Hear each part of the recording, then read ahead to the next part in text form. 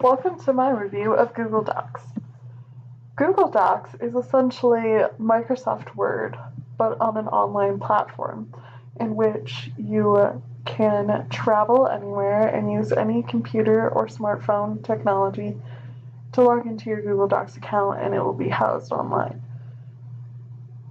Google Docs functions the same way as Microsoft Word in the file features, with limited editing and comparison, several view options, inserts,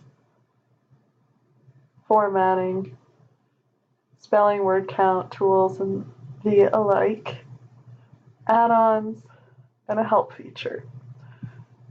You can also undo and redo without the shorthand commands, print directly from the screen,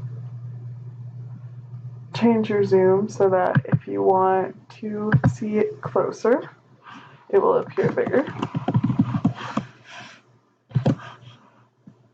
You can have headings to change the size and structure of titles. You have access to several given fonts with the ability to also download and add more fonts.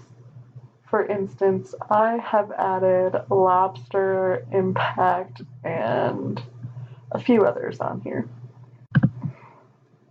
This gives you access to changing your font size, bold, italicize, underline, text color, and highlight.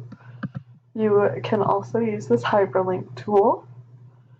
Add comments, which will appear on the side, so you can also click over here and just say a little comment, which works great when you share the document with coworkers, friends, classmates who are also working on the same document, so that you're not marking it up or making corrections without their approval.